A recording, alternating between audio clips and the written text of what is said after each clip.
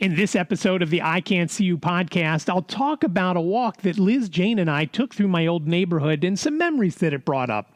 I'll also touch on how some blind folks are being discriminated against during the pandemic while trying to get something to eat. From Studio C, welcome to the I Can't See You podcast with David. He can't see, but he's got a lot to say and a face for radio. Hello there, and welcome to episode 70 of the I Can't See You podcast. My name is David, at David Benj on all the socials, so please do check me out over on Twitter and Instagram and Facebook and YouTube. And remember, the podcast is available on YouTube, and for now, no video, it's just the audio portion. And give it a try. I do hope to have some videos up, both of the podcast and some other things. I practiced the other day when Liz and Jane and I went out for a walk, and I'll get into that in a couple of minutes. I really do appreciate you joining me for today's episode. And as much as I hate continually hearing about it on TV and on the news, today's episode is really kind of going to be based on the pandemic of the COVID-19 virus, and it's just something that I get tired of hearing about, and I swore that I wouldn't talk about it too much on the podcast, but here we are, and I'm going to talk about how things were on Easter. For those of you who don't know me, I am Jewish. Liz is Catholic. Our kids are both or neither, depending on the season. And so we tend to celebrate. We do Hanukkah as well as Christmas. Passover, not so much, although we do have matzah here, and I have been eating some matzah. Not that I have ever followed the no breaded Passover, even when I was growing up. My parents we just didn't do it. I remember going to Phillies games with some friends who did follow it, and I remember eating a hot dog on a nice roll and then having a soft pretzel. And they were just staring at us eating the peanuts, the only thing that they could really have there at the time. Back in the day, you didn't have the food options, obviously, that you have today. So our kids were kind of introduced to both things. This year, being a little bit different, we didn't get together with anybody for Easter. But we did, because we live close to Liz's mother, we took a walk. And so after we had our Easter dinner, which no part of it at all was kosher, I don't think. We had ham, which of course isn't kosher on any day of the week, and to folks that keep kosher. And we had biscuits that Liz made fresh from scratch, which were also very good. And a couple other things, and maybe the other things were kosher, maybe not. Again, I never was kosher at any kind of thing, and neither were my parents, for that matter. So after we finished our Easter dinner, which was usually for holidays, we tend to eat early, and it was a good time to eat this year because we kind of spread it out, as I mentioned in the last episode. Watching a little bit what I eat. Having Easter dinner at 2 p.m. worked out because I only had a little snack beforehand, so I could take some medicine, and and then we had our cheesecake for dessert after we got back from our walk.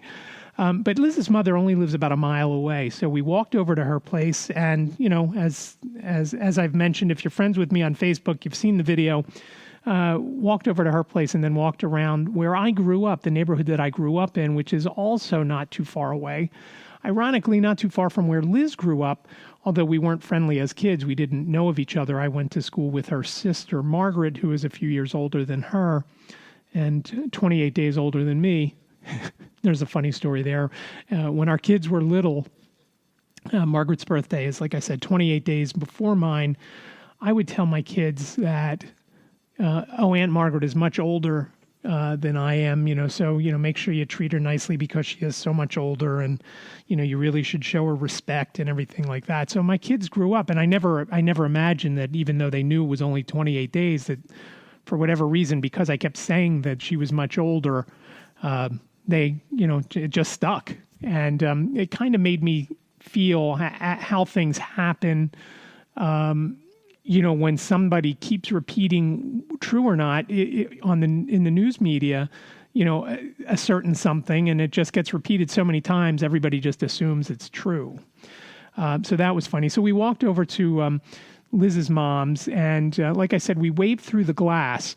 One of the things that makes me a little nervous, and it would be nice to walk over there more, but the road from where we live, and we live just over, we live right next to I-476, which in the Philadelphia area, it's called the Blue Route. Back in the day when they were drawing up the plans for this Interstate 476 that connects Interstate 95 to the Pennsylvania Turnpike and I-76, there were three lines, a red one, a blue one, and a yellow one, and they picked the Blue Route, and hence its name. It's actually got an official name, some sort of memorial highway. Nobody around here even knows that. So folks around here call it the Blue Route or 476. So once you cross over, as you walk out of our condo building and you walk over, there's a sidewalk that takes you from technically Springfield into Wallingford. The sidewalk stops. There's a bike shop and a gas station, and then the sidewalk stops. So the only place to walk along Route 320 where we live is a shoulder and a bike path that's next to the road. And in some spots, it's not very wide. And in some spots, there's, tree branches overhanging and whatnot. So for me to walk it on my own, I would be very uncomfortable. But, with Liz and Jane, it was a little easier. And the odd thing was, for me at least, and it wasn't odd, it's just unusual now because I've kind of relied on my cane. I don't know if I've relied on it because it's, I feel more secure with it. But Liz said, "You really want to carry that with you? I'm going to be there. I'll make sure you're good," and so forth and so on. And again, as I've mentioned over the last several episodes, my hands have just been, pretty swollen over the last, month or so. And it's just, to not have to carry something, it's that much easier. So, when I needed it, Liz would, hold me at the elbow and, kind of guide me if I needed to around a grate that, a storm drain, or, branches or fallen branches or debris in the road or the sidewalk. But we walked over to Liz's mom's, and it didn't take us long. And the other hairy thing is crossing the road. And again, with Liz and Jane, they could look and tell me if it was safe. There's not a great way to cross because the intersection that is near Liz's mother's house, it's kind of like island hopping. You have to go from the side of the road to one island, then from that island to another island, and then from that island to the other side of the road. And there's not really a crosswalk for that last bit. So we actually had crossed 320 further down before we got to that intersection. So we only had to get to two islands as opposed to three. And again, that last one, we had to wait to make sure it was clear because there's this one lane of traffic. It just keeps coming.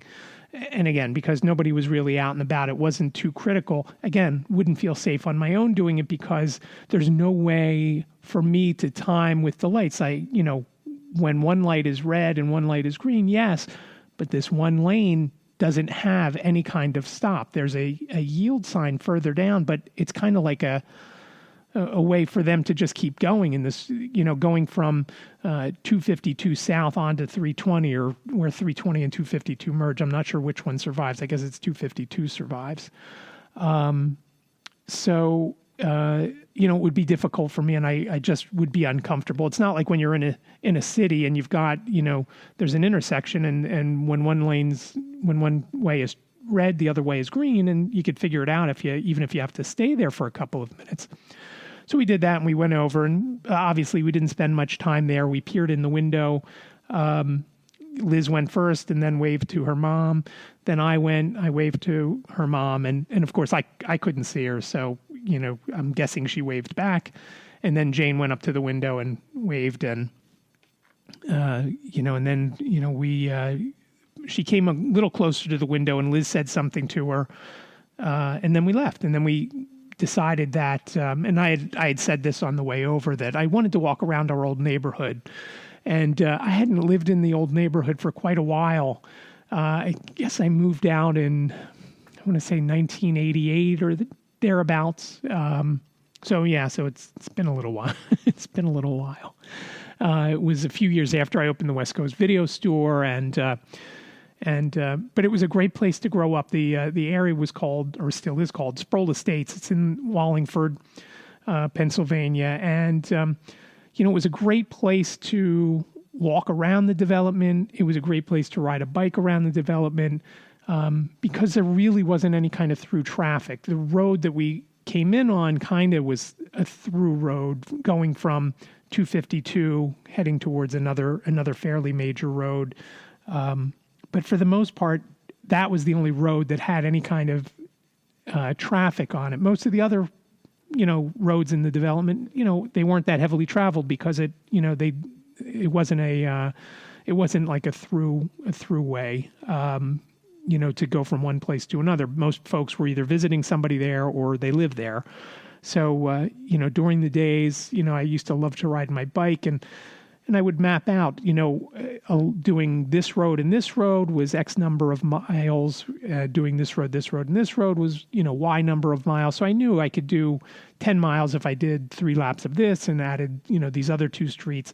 So it was always a fun development to grow up on. And because of that, because we could do that, there was a ball field not too far from my house. There was a tennis court, which has since been replaced by a playground. The cool thing about the tennis court was in the winter, they would take down the netting and we would play street hockey in there. And if anybody's ever played street hockey, the worst part about street hockey was when you shot wide or the goalie made the save and it went flying, into the yard or down the storm drain or wherever. So it was great because the tennis court had the, really high fence, I want to say 10 or 15 feet high. So for the most part, when you missed a shot, it went into the fence and you could, if it was a hard shot, it wouldn't get stuck in there and you could just pull it out. If it wasn't, it bounced off like you were playing, like it was bouncing off the glass at an ice hockey game. So it was a great development to grow up in. And I decided to shoot some video, like I said. So, head over to Facebook and either follow me or friend me, again, at David Benge. So facebook.com/David Benge. And you can have a look at that video. And they were, nothing fancy. The houses were split levels and, everybody added a little bit of this and a little bit of that. My parents added a room for me. So it turned the 3-bedroom into a 4-bedroom. And it ended up when they added the bedroom for me, they also added a full bath. It was I guess they call it 3/4 bath because it had a shower, not a tub. But it was nice. It was nice. It was, I spent around 10 years in that room after I was in a tiny room, the smallest room of the house, because my parents always wanted to leave the larger room for a guest room. So for the first, 15 years of my life, I was in a little tiny room, and then we added on. And I'm sure that room that was built for me is now probably the master. Again, because it was on its own floor, and it was a nice room. I liked it, and I think my folks enjoyed, having that there. Even after I moved out, and they were there another 6 or 7 years. They stayed. They didn't move up there. I'm guessing they just left it empty. I mean, it was a pretty big house for them to be in by themselves. But like I said, they moved out after 6 or 7 years, and so I shot some video around the old development, and it was just a nice day. I don't know where you live, if you had a nice sunny day, but it was very, very nice that day. So it was a nice walk. And when I posted the video on Facebook, and I did obviously a little bit of commentary about how things were when we grew up, and this is when we did this, and this is where we did that, and so lived here. And it just started to make me think about how things were so different back then, which after we came back from the walk and I thought about it more, I thought, how much different are things going to be after everything settles down with the virus and everything's closed down, and just so many questions about what's going to happen. One of the biggest things that I thought about on the walk, when I grew up in that house, I didn't have much to worry about. My parents, took care of everything, and I didn't have to, I had to go to school, and, on the weekends and whatnot, I would either play with my friends or try to do sports with my friends or do whatever. And, and obviously as you grow up and you have more responsibilities and so forth and so on. And then, and then I moved out, and then I had all sorts of responsibilities because, I owned a business when I moved out, and how different, it just brought back so many memories and made me think of what if I owned that video store today. Obviously, nobody's renting videos at a store anymore because you can get them through your TV or through the streaming or whatever. So, but what if you had that small business today and you're now closed for a month? How do you survive? How do you come out of that? How do you, and then I started to think, well, what if my dad were in business today? I heard on the news today that, retail earnings were down. I want to say it was 9 or 10% overall.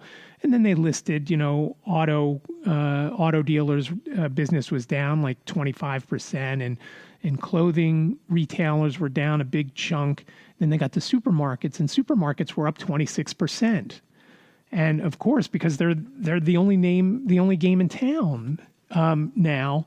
So how would that have affected, my dad's places when, and he never owned any store for a long amount of time. He owned a store in Brookhaven for probably about, 6 years, maybe not even 6 years.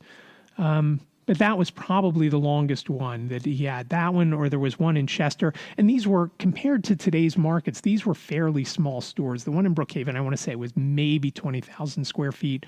The one in Chester was probably about 17,000 square feet, which, of course, in today's stores, usually you don't see them less than 40,000 square feet or so.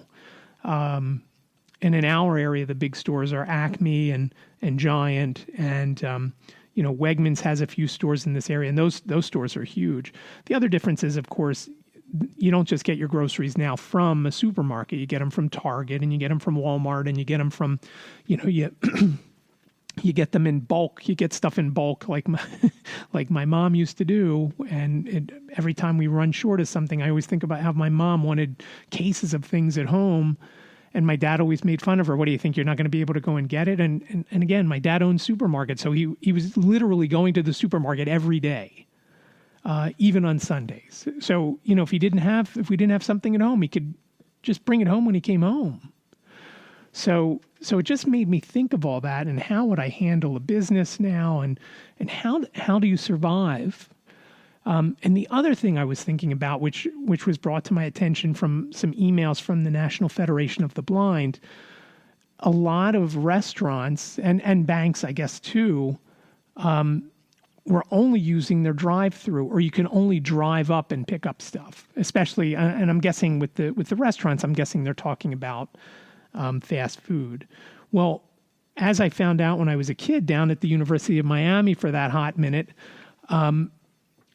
my friend Pat and I was thinking about this recently when all these emails were going back and forth, because Pat's birthday was a couple of weeks ago, and we've been exchanging some emails. We had tried to go to a bank once, and I don't remember if the lobby was closed and just the drive-through was open. I don't, listen, it was, 1982, so it wasn't yesterday. So we had gone through and we tried to use the drive-through, and I don't remember if the teller finally let us do it. And I don't remember if it was Pat or I who was doing the banking. It doesn't matter. But they said, the next time you come through, you got to have wheels. And I said, a bike? And then they said, yes. I said, roller skates? I don't remember the answer to that, but they needed you to have wheels. And that's basically what the NFB was saying in their email from a couple of weeks ago, that blind folks, who obviously are not doing anything on wheels, were being denied service at banks that only have the drive-through open, and at restaurants that only have a drive-through open, because you couldn't walk up and make an order. And I know here in Pennsylvania, other restaurants were only allowed to do takeaway as well, to the point where at first it was you could walk in and pick up this stuff, but then even after that, they made it so you had to pick up your orders outside of the store. I don't even think you could go in. You had to order, and then they would bring it out to you. And so when I read those emails, I thought back to that time that my friend Pat and I had tried to use the drive-through or use the drive-through to make a deposit or get money out. And again, I don't remember what the transaction was, but I started thinking about that. So how does a blind person wants Chick-fil-A. Everybody wants Chick-fil-A. And of course, the day you want Chick-fil-A most is Sunday, but that's another story. If you're blind and you want to go, you live near a Chick-fil-A, because now you really can't even take, in this area at least, you really can't even take public transit to go places, because it's for folks who are essential workers. And, I think they call it Lifeline or something like that. Chick-fil-A, I'm pretty sure doesn't qualify as Lifeline. Maybe going to the supermarket does, but Chick-fil-A, I don't think so. And just a side note, the lines as we drive by the Chick-fil-A, going to drop off our tax forms at our accountant, and the lines at the one in Springfield on Baltimore Pike here, it is just crazy how long they are there as folks queue up for deliciousness and clogged arteries. So I started thinking, well, how does that work? And so Liz and I started talking about it, and she says, well, you can't blame them. They can't do it. They have to have an exception. I said, okay, well, what if they stopped allowing Jews to go up to, pick up stuff at the drive-through window, or black folks, or Asian folks, or some other minority? How is it different? Why is it okay to say, hey, that blind guy can't come through because he's not in a car or on a motorcycle? Obviously, he's not going to be in a car. And again, you don't want to, unless a blind person in this area lives in a city or a town where they could walk somewhere, they're not really going anywhere unless they want to chance it and use a ride share. So I don't know, and I don't know the answer. I mean, I understand, I certainly understand what the places are doing, but why is it okay that they can not allow certain people to go through? And I just, they've got to come up with something, because again, and it's not the first time during this whole episode, and I don't know what ended up being in the stimulus bill, but I know there was a provision that was brought up in the stimulus bill that would allow school districts to not have stuff accessible to blind students. How is that okay? And I don't know it's not. And there should be a way. I mean, again, if you did it to a specific race or a specific religion, it would be outrageous. But why is it okay that a blind student, can't get what he needs or she needs to do the same at-home learning that everybody else has done? And, I don't know what the fix is for that. And to me, it's troubling, again, because you're not going to say, okay, Jews can't come to the Chick-fil-A drive-through. You can't do that. You just can't. But why would it be okay that you can't, blind folks can't come to the Chick-fil-A drive-through, or can't buy something from our restaurant? You've got to make, just like they do for everything else, just like they do the curb cuts for folks in wheelchairs. And, they have to make it accessible to everyone. And if everyone can't have it, then no one should be able to have it. I mean, why would it be fair? And it started to make me think about blind folks in general.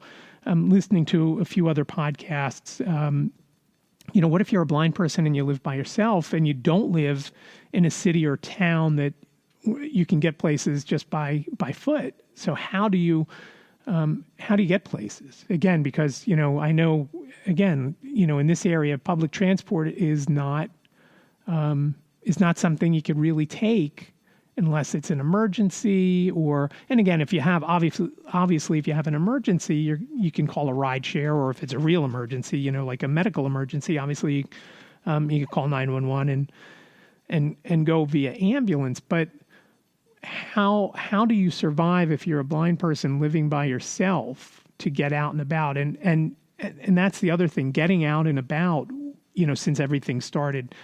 I've only been into a store a couple of times. I may have mentioned it a few weeks ago. Early on, Liz and I had gone into a supermarket. We went into a Giant, and we were at the deli counter, and in this market, you couldn't go up and say, hey, give me a quarter pound of this and give me a half a pound of that or whatnot. Basically, they had everything out of the front case, and you had to go to a self-serve case where they had pre-sliced things, and they were sliced from those things that are usually in the deli case. So it's not like something that was blister packed and just, something that they normally carry. It was, Jacob likes tavern ham, so we were looking for tavern ham, and Liz found a package of that was, there, and they, had been sliced whenever, either that day or the day before. So it was very different. But while we were standing there and Liz was looking, I was a couple of feet away from her. Another customer came up and cuts right between us. And there was probably only about 4 or 5 feet between Liz and I, because I was standing with the cart. And this guy just comes up and he gets, he goes right between us and then is standing right next to me, further away from Liz, but standing next to me. And I'm like, hey, buddy, you haven't heard the news, 6 feet? I mean, say, excuse me. Obviously, I was not as close to the case as Liz was, because Liz was right up at it looking for something. And I don't know what this guy was looking for, if he was looking in the same case. But that kind of irritated me. And that may have been the last time I've been in a store. Other than maybe another time I had gone into Target when we were picking Jacob up. Jacob has continued to work and has been getting some decent hours, which is great. But, someone at his store, has coronavirus, so, they can't give you any information on it. So it's just a little hairy for me. Because again, one thing is, when I get to a shelf, I start to feel everything, and I don't want to start to touch everything because I don't know what's on it and whatnot. So for the most part, when we go somewhere, I sit in the car, and so it's just been, and that's been it. So it was nice to get out for that walk the other day. It just made me think of a lot of things, and businesses have been on my mind since everything started. I was talking with my good friend Alex, my best friend Alex. We were talking about it. How do you survive? How, look, when I had the video store, my parents owned the property that it was on. So if things were short one month, if we weren't having a great month, or there was a repair that needed to be done or something like that, I would say, hey, mom and dad, okay if I don't pay this month? And of course it would be okay. But I'm pretty sure most landlords are not going to say, oh yeah, it's fine. So I don't know. I'm just glad that, I don't have a retail business or any kind of business that is dependent on, foot traffic for folks coming in. We do still have digital graphics design, and do web hosting and graphic and web design. Of course, I don't do the design anymore. And unless it's a basic fix, I can do a basic update or whatnot. But, now with WordPress, most of our clients that are still with us on that side, they can do it as well. We've kind of transitioned digital graphics more into a marketing company that, doing affiliate marketing and whatnot. And if you're not sure what affiliate marketing is where you have a link to a site that, for example, like I do with Amazon, if you go to ican'tseeyou.com/Amazon, that'll take you to Amazon. And if you make a purchase, if it's most of the things that they have there that they sell, I would get a commission. Obviously, if you buy a gift card, I don't get anything. But if you buy a grill or some soap or, what's everybody looking for now, toilet paper, if you buy that, I'll get a little commission. Sometimes it's, a % or 2%, and sometimes it's a little bit more. In fact, Amazon has just changed their affiliate marketing, and a lot of folks, or their commission schedule, where a lot of things have been chopped, some in half. Some things that used to be 8% are now 3%. So a lot of things have been cut. So a lot of folks are mad about that, but that's what affiliate marketing is, and that's what I'm trying to concentrate on, because it's something where with digital graphics, when we were doing websites, more frequently, and not just fixing people's sites or updating them, the biggest issue that we had wasn't doing the work; it was getting the content from our customers. So we might start and be ready to add the content, and then the customer, would, it wasn't ready, or they were working on it, and it could drag on for months. And what that meant, that would mean we couldn't get the other half of our contract, because they weren't sending us the content. So, and maybe that's why they weren't sending us the content, because, they would, want to delay having to pay us, because the second 50% of the project wasn't due until the site was complete, and we couldn't complete the site unless we had all the content. And towards the end of and even now, if somebody were to call me up and say, hey, I want to do a website, and we come to an agreement on a price, it would still be 50% up front and then 50% on the back end, but we would cap that time frame on the back end. It would be a specific number of months that, it would be due, the last payment would be due, whichever came first, the site being completed or a specific amount of time, and probably 90 days for most of the size projects we do. It's, we don't do huge projects that take months and months and months. Usually most of the projects that we did could, maybe take a month to 6 weeks if we had all the content. So yeah, I just can't imagine how if you've got a business, and, I'd really love to hear from you and find out what your plan is on surviving, and how you can, especially a retail business, because most retail businesses here in Pennsylvania, unless you're a grocery store or bodega, I'm not sure you can call them a bodega here. I guess that's more a New York thing, but, convenience store that sells food and sandwiches and whatnot. For the most part, you're not open. So how do you survive? You're now 6 weeks in to having to be shut. How do you survive? How do you pay the rent? How do you, you're certainly not paying your employees. You've probably laid them off. So how do you survive? And I'd really love to hear from you. A couple ways to get in touch with me: 646-926-6350. If you have a business, let me know. You could also email me, ican'tseeyou@gmail.com. Remember, I can't see you sounds like a whole sentence, but it's only 7 letters. ICANTCU podcast@gmail.com. Let me know, and let me know what, if you don't have a business, let me know what you're doing to both stay active and pass the time. I know I saw some report today where folks are streaming like 8 hours worth of TV, and that is a lot. I know our DVR is running a little bare, because there haven't been a lot of new shows on that we watch, and we've been watching some of the other ones and that are on there. So we've done one episode of Tiger King. I don't know if you've watched that, but Jane wants to finish that. I just didn't really like it, and again, there's not a lot for me to see.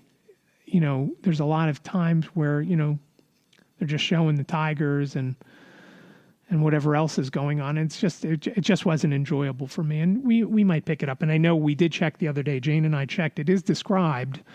So maybe I'll watch it and rewatch it without everybody, just so I can hear what's going on in it and kind of understand. So many people are talking about it, though. It's kind of funny. But let me know what you're doing. I know Jane's she bought a Nintendo Switch, so that's kind of taking the pressure off us to play board games most nights. Like I said, I really enjoyed the walk the other day. So on nice days, hopefully we'll get out for more walks. It's kind of funny. Jane was telling me today, she usually doesn't get to work until about 7 after 9. Or 10 after 9 now, and that's, of course, waking up at 8:45. The commute is about 25 steps from her bedroom to where she's working, but today she worked until 6:30, and she's probably been working as much or more even when she's doing lunch, she's still working. She doesn't even take a break. She makes lunch, she takes a break while she's making it. And same thing with Liz. Liz is, as I mentioned, a preschool teacher. So now there's almost a set schedule every morning. They have a whole class Zoom call. I think it's Zoom. And, they do some things with the kids, and then they do individual things with all the other kids, throughout the day. And, she was prepared. Last week was spring break. They had meetings and stuff during the week when Governor of Pennsylvania, Tom Wolf, said, schools won't reopen until September. So they had kind of a couple days of emergency meetings. How are we going to do this? What are we going to do? And she's been doing as much prep work and as much work after hours, scanning things so she could send them out. I've been helping her with a few things, IT related. Liz is not very IT savvy, and it's kind of funny. Jane's been helping her. So it's just been a very interesting time. So doing anything during the week, even still, obviously their commutes are a lot better, but they're spending more time, Liz especially, more time with prep work and, recording videos. She's been reading a book. I guess it's been a chapter each day. She was doing Flat Stanley. I think she's on to something else now. I'm not 100% on that because I try not to wake up too early because, she's got that going on. Sometimes she's got that and Jane's got, meetings with either clients or internal meetings, and they're both via Zoom. So I don't want to be on the computer sucking some more bandwidth away. So it's just very interesting how things were different. And it just really came out during our walk the other day, thinking back to when I was a kid and what I did, during the day, and then walking around the development where I grew up and then, how things were, 6 months ago with Liz going to work and Jane up in New York, on her commute to work, as she told me tonight, it's going to be hard once everything starts to reopen and she's got to jump on the subway and her commute is, roughly 20 minutes to a half an hour, depending on how busy things are. It's a lot different. Now she gets up, like I said, 8:45 and she's at the desk at, between 9:05 and 9:10. You can't beat that. So, she saves, about an hour to an hour and 15 minutes in commuting by working here. I know it's probably better and socially it's better if you're obviously with people. I guess just not when there's a very contagious virus going around. But I really would love to hear from you. However you're working from home, however you're, dealing with it. If you're a small business, please reach out. And I really do appreciate you listening to this episode 70 of the I Can't See You podcast. Reach out to me on social media as well, at David Benj on Twitter, Instagram, Facebook, YouTube. And you can certainly comment on the episodes on YouTube. You can comment there. And I hope you're staying safe. I hope you're washing your hands. And I really do appreciate listening to episode 70. Stay safe, everyone. Be well. Thank you for listening to the I Can't See You podcast. Follow David on Twitter. He is at David Benj.